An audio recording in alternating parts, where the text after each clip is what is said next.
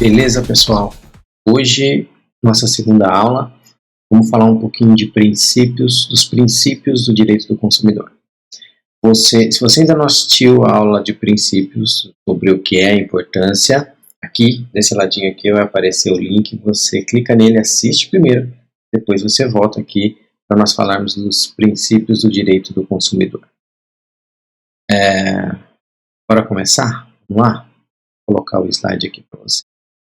Bom, princípios do direito do consumidor, nós vamos entender um pouquinho dele, porque ele vai nortear todo o regramento do direito do consumidor, tá? Primeiro princípio da vulnerabilidade.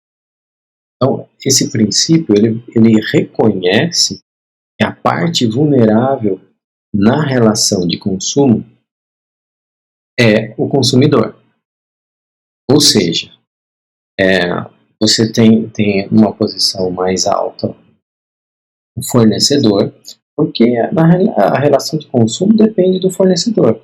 Não adianta você chegar para comprar um produto, se você não atender as condições do fornecedor, ele não vai te vender. Então eu tenho o fornecedor aqui e o consumidor numa posição mais baixa. Imagine só, vamos pensar o seguinte. O seu filho está lá chorando porque ele quer assistir a Peppa. Você vai chegar lá na loja, vai falar assim, olha, eu quero comprar a TV, mas não tenho dinheiro e não tenho crédito. Mas eu preciso levar porque meu filho está chorando. Você não vai levar. Então quem manda na relação de consumo é o fornecedor. Por exemplo, e nós somos tão vulneráveis enquanto consumidores que muitas vezes nem percebemos. Por exemplo, se eu disser assim para você, olha, se eu te der 10 mil reais, você pode comprar o celular que você quiser? Você muito provavelmente vai me dizer assim, não, professor, eu vou comprar o celular que eu quiser, com 10 mil, com 20 mil, sei lá.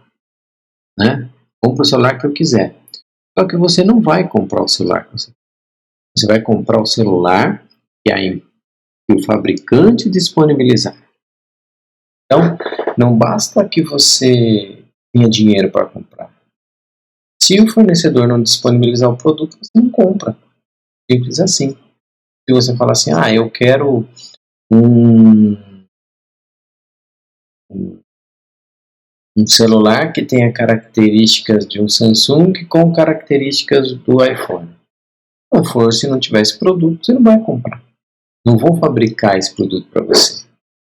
Você fala assim, eu quero comprar um iPhone verde. Não existe. Não existe. A Apple não vai fabricar um iPhone verde para você. Então, quem manda na relação de consumo é o fornecedor. Se for comprar uma panela, por exemplo, quiser comprar uma panela triangular, você não vai achar para comprar. Né? Por quê? Você pode comprar o que você quiser, desde que você atenda às condições e desde que o fornecedor produza aquilo. Senão você não compra. Tá? Beleza? Então deu para entender aí um pouquinho o princípio da vulnerabilidade. Como eu coloquei, o consumidor é a parte vulnerável na relação de consumo. O segundo princípio é a harmonia na relação de consumo. Lembra que eu falei para vocês que eu tenho fornecedor num nível e consumidor no outro? Então, esse princípio, o que ele vai determinar? Ele vai determinar que essa relação se equipare. Né? Não, a ideia não é inverter, porque inverter também é um desequilíbrio. Tá? Então, essa harmonia tem a ver com igualdade. Igualdade não tem nada a ver com tratar todo mundo igual. Igualdade eu vou tratar de maneira desiguais os desiguais. Então, se eu tenho o fornecedor numa posição mais favorável e o consumidor numa posição mais vulnerável, eu tenho que impor algumas obrigações ao fornecedor e conceder alguns direitos ao consumidor para equilibrar. Por quê? Porque se eu simplesmente conceder direitos a todos, eu mantenho o desequilíbrio. Se eu simplesmente impor obrigações a todos, eu mantenho o desequilíbrio. Então, a ideia é equilibrar essa relação. Então, pense o seguinte, enquanto consumidor, você não vai ter todo o direito do mundo. Você vai ter o direito até o limite aonde equilibra essa relação de consumo. Tá? Vamos lá. Como eu falei, a lei promove a igualdade. Outro princípio é o princípio da proteção à vida, saúde e segurança. Nesse princípio, nenhum produto ele pode oferecer risco além do esperado. Professor, então, como é que fica uma faca, um veneno? Ele oferece risco. Sim, o princípio ele não diz que não pode oferecer risco. Ele diz que não pode oferecer risco além do esperado. Então vamos pensar assim. Veneno oferece risco? Oferece. Né? Mas é lá um veneno que vai oferecer risco se ele for inalado, se ele for ingerido. Mas o simples fato dele estar ali do lado numa embalagem, ele pode, no sentido, é esperado dele um risco ali de explodir sozinho? Dependendo do veneno, não. Aliás, não é para isso. Pode ter algum que possível, mas em regra não. Então, ele pode oferecer um risco, ele não pode oferecer um risco além do esperado. Tá? Então, percebam. Uma caneta, qual é o risco que uma caneta oferece? Nenhum. Mas e se essa caneta explodir? E ela tem que ser retirada do mercado. Há um tempo houve, parece que um celular, eu não vou lembrar nem modelo nem marca, que ele andou explodindo. Ele foi retirado do mercado. Simples assim. Né? Por quê? Porque ele está oferecendo um risco além do esperado. Gasolina, você não compra combustível, coloca lá no seu carro. Oferece risco. Mas ele vai produto inflamável que vai explodir dentro do seu motor. Do motor do seu carro, só isso. Ele não é para explodir dentro do... Então, ele tem as características. Por esse princípio, por exemplo, eu não posso vender um produto estragado. Por quê? Porque o produto estragado ele oferece um risco além do esperado. Né? Imagine o seguinte, você vai comprar camarão. Você nunca comeu camarão na sua vida. Você pode ser alérgico a camarão? Pode, é um risco. É um risco que você espera quando você compra aquele produto. Mas, e se o produto estiver estragado? Ele não está oferecendo um risco além do esperado? Então, por causa disso, você não pode vender um produto fora da validade. Às vezes nem está estragado, mas o simples fato de estar fora da validade, ele vai oferecer um risco além do esperado. Então, nenhum produto pode oferecer risco além do esperado. Beleza? No próximo princípio, nós temos aí o princípio da transparência. Né? Então, as relações de consumo devem ser o mais transparente possível. Não se pode esconder nada. Então, você vai vender um produto, você vai comprar um produto, todas as características que envolvem o negócio, ela tem que ficar clara. Essa relação ela tem que ser transparente. Eu não posso ocultar uma característica do produto para efetivar a venda. Então, portanto,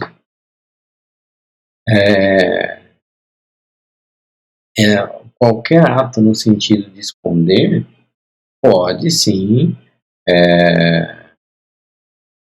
invalidar, vamos dizer, esse negócio jurídico, essa relação de consumo. Tá? Então, há um tempo atrás, lembra? Não sei se vocês vão lembrar. Quando começou a TV digital, tinha a TV analógica e a TV digital. O sinal, né? O sinal analógico e o sinal digital. E as TVs, elas só recebiam o sinal analógico. O digital ainda não. Para isso, precisava do transformador. Mas, aos poucos, começou a ser fabricadas televisores com conversores. Eles eram naturalmente um pouco mais caros. Então, o indivíduo chegava lá na loja e falava assim, eu quero comprar uma TV. Aí o vendedor mostrava a linha mais barata, ele falava, essa TV aceita sinal digital? Quando eu perguntava, essa TV aceita? O vendedor entendia que ele queria saber se essa TV tinha conversor, mas não foi essa a pergunta que ele fez. TV aceita sinal digital? E o vendedor respondia a pergunta que fez, não a que ele queria saber. E ele dizia o seguinte: sim, ela aceita. Aí o indivíduo comprava. Quando chegava em casa, ia ligar e não funcionava. Aí voltava lá pro vendedor e ele falava assim: mas você perguntou se aceita. Ela aceita, mas ele não tem o equipamento que faz essa conversão, que faz a transformação. Então, se você transformar, ela aceita normalmente. Ou seja, uma característica do produto foi escondida ali. Isso não pode. Então, toda a legislação ela vem no sentido de mostrar a transparência, de ser claro. Né? Eu estava vendo há pouco comercial na TV de celulares bem antigos, voltados a um público idoso, que não se adapta muito bem. Então, ele só vai ter ali um botão para ir para o WhatsApp, um botão para ligação e só. Um botão de pânico, parece alguma coisa assim. Você, jovem, queria um celular desse? Não.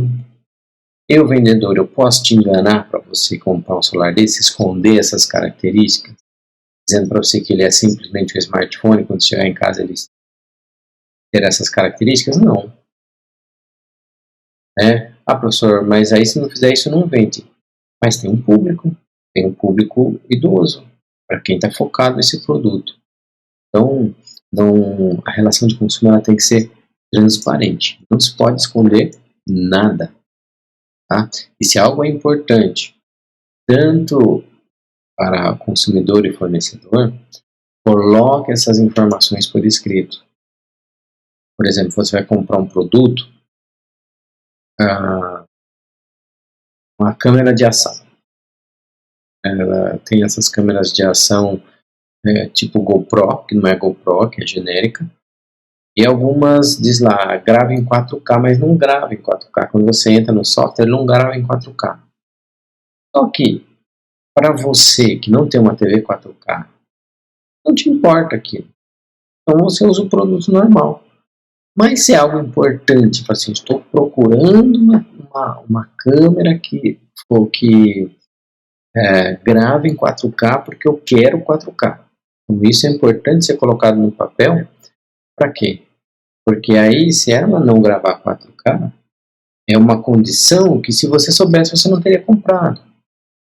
Então tudo aquilo que é a condição pela qual você escolheu aquele produto é bacana ter no papel. Tá? Porque aí ele se torna um vício do consentimento, ou seja, um erro na manifestação de vontade. Qual a vontade? De comprar, mas só está comprando por quê? Porque você acreditou que tinha uma determinada característica e não tem. Se não tem, não te serve. Tá? Mas o produto funciona? Funciona, só não tem uma característica que você queria. Então, isso é importante. Às vezes, essa característica que você quer é o prazo de entrega. Você paga mais caro porque você precisa daquele produto mais rápido para usar num determinado dia. E o produto não chega um dia depois, 2 dias depois, você perdeu o momento que você ia usar aquele produto. Então, isso não foi deixado claro no início da relação. Você não pode dizer assim, olha, eu quero meu dinheiro de volta porque o produto chegou um dia atrasado. Mas se lá atrás você disse, olha, eu só vou comprar porque esse produto vai chegar tal dia para mim, você me garante que chega tal dia. Garanto. Não chegou? Aí você pode desfazer o negócio. Tá? O importante é ser transparente. Beleza? O próximo princípio é boa fé objetiva. Sempre que você, em direito, ouvir o termo objetivo, significa que há uma presunção. E eu tenho presunções relativas e presunções absolutas. O que é isso, professor? Nunca ouvi falar isso, me explica melhor. Vou explicar. Presunção relativa é uma presunção que existe Presume-se aquilo, mas se você provar o contrário, você derruba essa presunção. Vou dar um exemplo para vocês. Olha, o que a lei diz? Que o marido, presume-se o marido pai. Então a mulher engravidou. Quem que é o marido presumido? Pai. Aliás, quem que é o pai presumido? O marido, né? Então, mas e se fizer um DNA e ele não for o pai? Tem uma prova que derruba a presunção. Portanto, é uma presunção relativa, tá? E eu tenho as presunções que são absolutas, que elas não admitem provas. Vou dar um exemplo para você. Quando você compra ali uma latinha de refrigerante numa lanchonete, e esse refrigerante, sei lá, você abriu uma latinha de um refrigerante de cola, veio um refrigerante de guaraná dentro. É um vício, não era o que você queria. Por mais que você goste também de refrigerante de guaraná. Há a presunção absoluta de que a lanchonete ela tem que resolver esse problema para você. Ela que é a responsável também. Nós vamos olhar isso um pouquinho mais à frente. Mas ela é responsável também. Ela pode provar para você que isso veio fechado, lacrado da fábrica? Pode. Isso muda alguma coisa na responsabilidade dela? Não. Não muda coisa nenhuma. Ela vai ter que trocar de qualquer jeito. Ou outra coisa que você escolher, que nós vamos ver mais à frente nesse curso. Então, aí eu tenho uma presunção que não admite prova em contrário. Ela pode provar que não foi ela, que não faz diferença. Tá?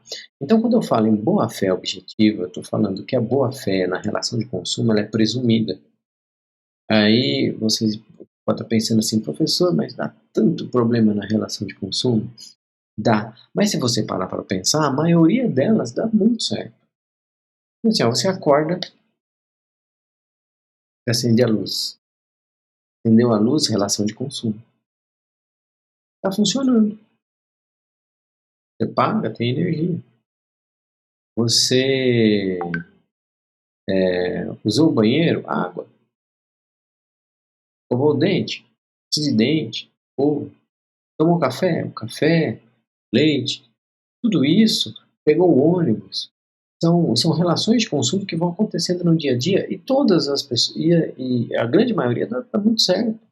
Então, a relação de consumo, presume-se a boa-fé, presume-se que as pessoas estão agindo de boa-fé. Mesmo aquelas que dão errado, presume-se a boa-fé. Como assim? A boa-fé é a boa intenção. O vendedor te vendeu um produto que dali uma semana quebrou, ou por uma falha na fabricação, esse não quer dizer que esse produto é ruim, que ele sabia disso, que ele fez de caso pensado. Ele não sabia. Isso denota boa fé.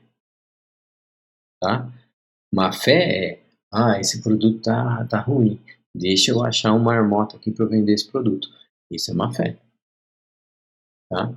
Então, presume-se a boa fé na relação de consumo. Tá?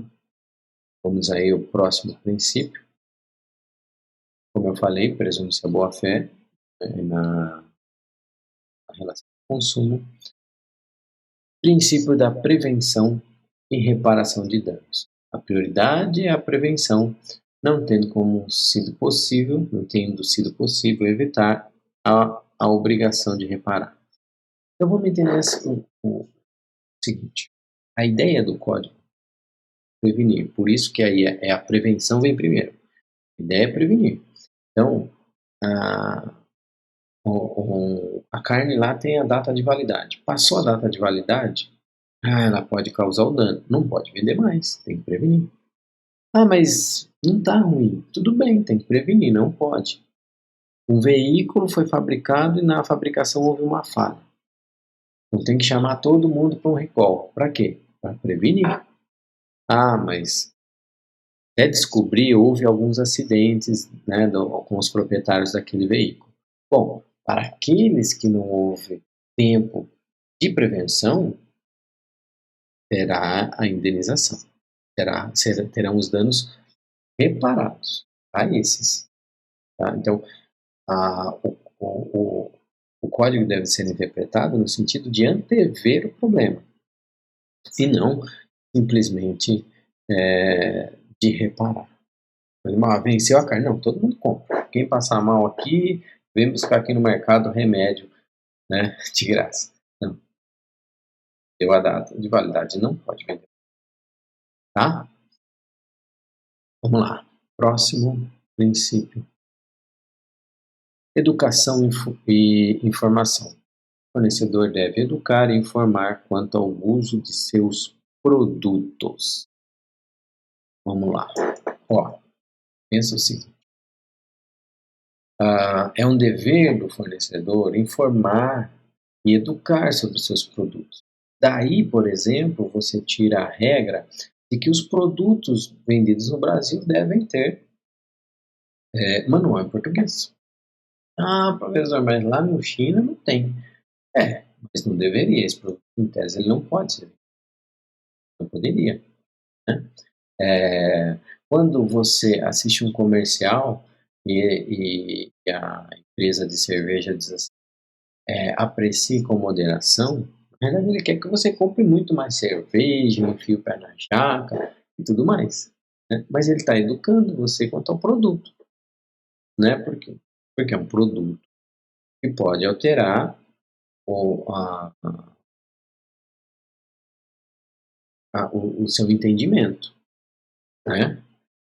Se beber não dirija. Também, né, se uma empresa de cerveja, ele pode até eventualmente pensar na sua integridade física, mas ela quer mesmo que você beba, porque é o produto dela, não é porque ela é malvada, é o produto dela, nem porque ela é muito legal, quem gosta de beber, mas é o produto dela. Tá? Quando um banco diz assim, ó, use bem o seu crédito para ter o seu crédito sempre, ele quer que você, né, assim, contrate os produtos dele e pague juros, porque é disso que ele vive. Ele não quer que você não use. Então, não é essa a ideia. Mas por que eles fazem isso? Porque ele precisa educar. Ele precisa informar quanto ao produto. Um produto, por exemplo, que você vai comprar um produto que é um veneno, ele tem que ter um símbolo do veneno. Vai comprar um produto que é inflamável, ele tem que ter o símbolo do inflamável. Né? Até pouco tempo você tinha o álcool que era inflamável. E começou a ter vários problemas com o álcool, de colocando fogo em outras pessoas e tudo mais, e aí foi proibido. Então, hoje só tem o álcool 46 que ele não é inflamável. Então, você fazer ele pegar fogo, ó, e ainda assim apaga rapidinho. Por quê? Então, falando lá do princípio anterior, prevenir o dano, né? Mas ele também informa, se você pega lá lá está escrito álcool 46. Para quê? Para que você saiba que aquilo que você está comprando não vai servir, por exemplo, para você acender o fogo na churrasqueira. Tem que buscar outros meios, outras formas. Então, o fornecedor ele tem que educar, ele tem que informar sobre o produto. Não basta pegar o produto e entregar na mão do consumidor e falar se vira. Né? Não é assim que a legislação trata. O próximo princípio, responsabilidade solidária. Então, esse princípio é muito interessante, é muito bacana e ele traz aí uma novidade para vocês. Deve estar pensando assim, responsabilidade solidária, o que tem a ver ser solidário, doar alimento, roupa e tudo mais? Não, não. Solidariedade aqui é um termo técnico que diz sobre quem tem a obrigação, né? Eu vou dar um exemplo para você, para ficar fácil. Ah, além de solidariedade, eu vou falar de uma outra coisa, ok? Chamada subsidiariedade. A subsidiariedade imagine o seguinte: eu encontro você na rua, falo assim, beleza, presta 50 conto? Aí você vai falar assim, pô, vai pensar, né?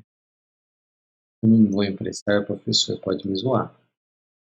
Mas se o professor ganhar mal, ele não vai conseguir me pagar. Não vou emprestar o dinheiro, não. Aí seu amigo do lado fala assim, ô, presta aí. Se ele não pagar, eu pago. Beleza, prestou o dinheiro. Chega no dia de receber, ele vem e fala, professor, e aí, cadê meu dinheiro? Aí eu falo, sabe como é que é, né? Pessoa ganha pouco, não vou ter como te pagar. Aí ele vira pro amigo e diz assim, você falou que se ele não pagasse, você ia me pagar? Então me paga. Então aí eu estou diante de uma responsabilidade subsidiária. Qual era a obrigação? Pagar os 50 conto.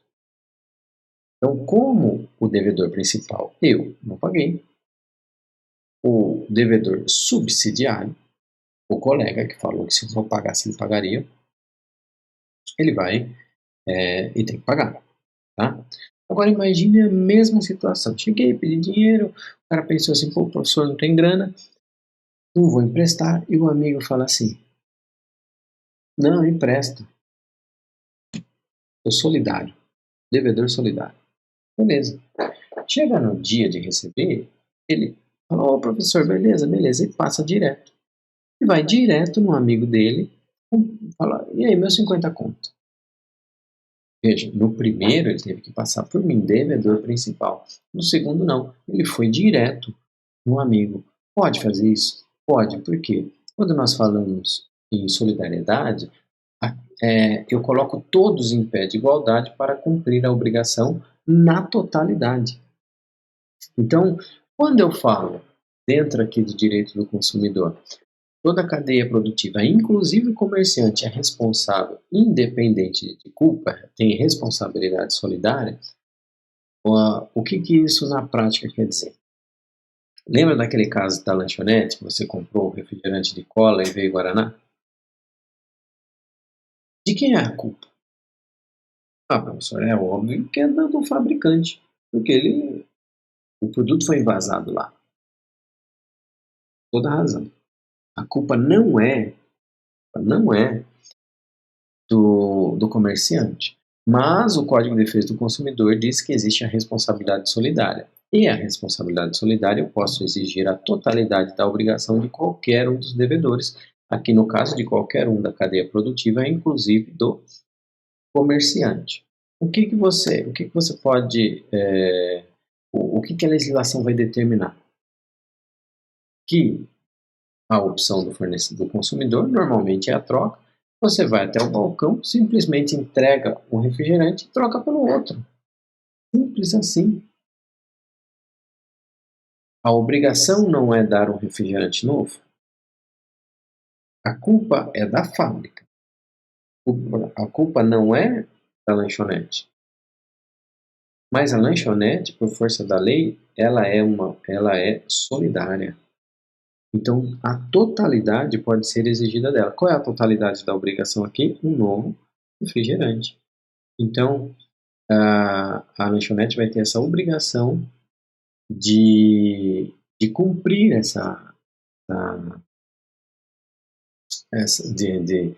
com essa obrigação. Ficou feia a frase, mas é isso mesmo. Ela tem a responsabilidade de cumprir com essa obrigação na integralidade. Ah, professor, mas então a lanchonete vai ficar no prejuízo? Não, ela vai reclamar com o fornecedor, mas não mais com base no direito do consumidor. Isso nós já vimos aí na aula passada. Tá? Próximo princípio vai tratar de. Passei aqui.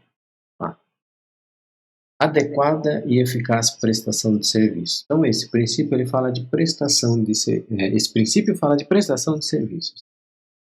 A prestação de serviços, o princípio ele diz, ele deve ser adequada, e a adequação ela diz respeito a meio, e ela deve ser eficaz, diz respeito ao fim, verdade. Beleza? Então, a, a prestação de serviços ela não vai se restringir apenas à finalidade. Né? Vamos supor, você está com a unha encravada, você vai lá na moça, para a moça, num podólogo, para mexer na sua unha, tá? E ela diz o seguinte, vamos cortar seu dedo fora. Vai resolver? Vai. Você não vai mais ter uma encravada. Sucesso. Eficaz. A prestação de serviço foi eficaz. Mas ela foi adequada? É o meio adequado arrancar o dedo? Não é. Não é. Um outro exemplo, o mecânico diz, o indivíduo comprou um carro, o carro está com um barulho na roda, no eixo, ele não sabe. Embora o problema fosse no pneu, mas ele não sabe onde é o problema. Né? E aí, ele leva ao mecânico. E o mecânico, por falta de conhecimento, não por má fé, fala assim, não, aqui nós vamos ter que trocar suspensão, amortecedor, trocar tudo, o eixo, roda, vamos trocar tudo, pneu. Ficou uma fortuna. Consertou? Consertou, porque entre todas essas coisas que trocou também o pneu. E era o que precisava. Mas foi o meio adequado? Não, o meio adequado bastava trocar o pneu. Então, quando eu falo em eficácia, resultado, mas adequação é meio. Então, a prestação de serviço ela tem que atender essas duas coisas. Tá? Tá terminando. Só mais um pouquinho. O próximo princípio é proteção quanto às práticas abusivas. Professor, o que vem a ser uma prática abusiva? A prática abusiva é toda prática que o fornecedor se prevalece da posição privilegiada para impor algo, para abusar do consumidor. Então, pensa, um exemplo de prática abusiva é a venda casada. Eu condiciono um produto a outro. Eu condiciono a venda de um produto a outro. Não é aquelas promoções que a gente vê, ó, compre um e ganhe o outro, ou compre os dois juntos vai sair um pouco mais barato. Não é isso. Estou dizendo assim, olha, você quer comprar um refrigerante? Eu não vendo ele separado. Só vendo ele se você comprar junto com um lanche. Você quer financiar o carro? Você quer o produto crédito? Eu só vendo o produto crédito se você comprar junto comigo o produto conta corrente, pagar o valor X por mês, e aí eu desconto o financiamento da sua conta corrente. Isso é venda casada. Tá? Ele pode te oferecer um benefício se você comprar dois produtos. Ele não pode só oferecer, só vender um produto se você comprar o outro.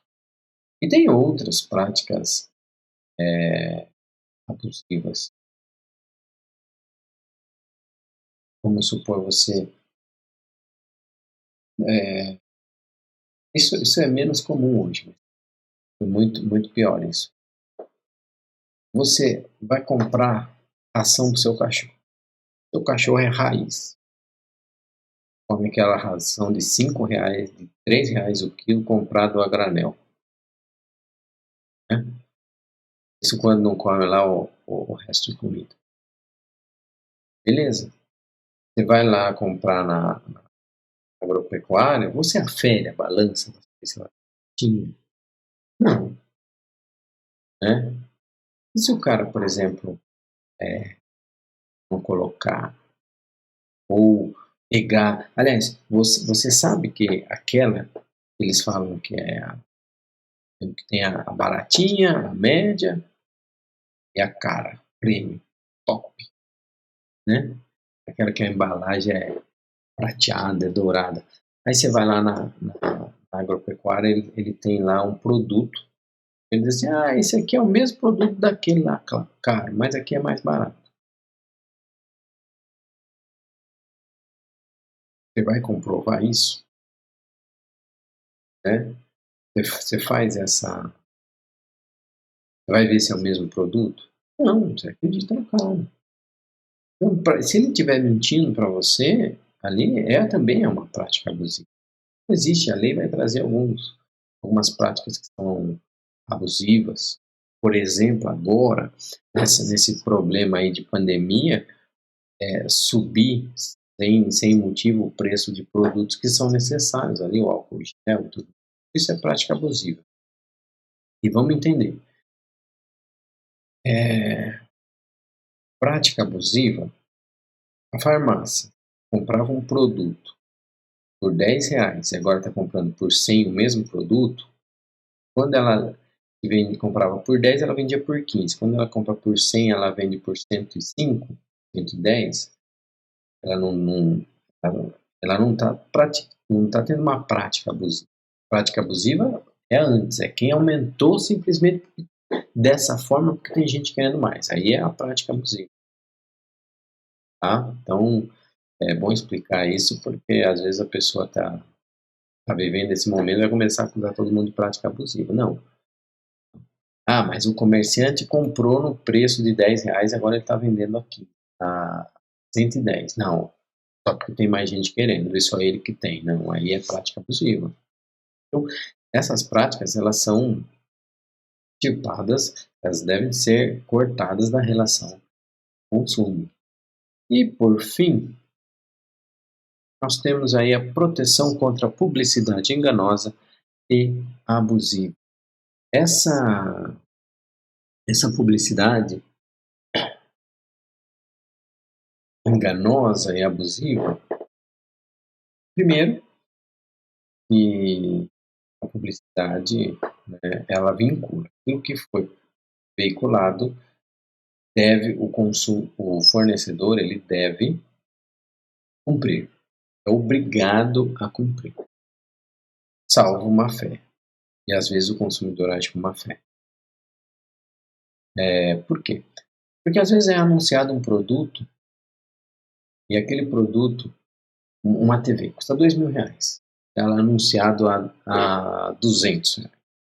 Ora, tá claro que é um erro de digitação. Não parece promoção de 2.000 por 200. Mas o cara vai lá e quer exigir esse produto. Não. Quando clientes consultam, eu digo não venda. Tá? Embora vai ter gente que vai dizer o contrário.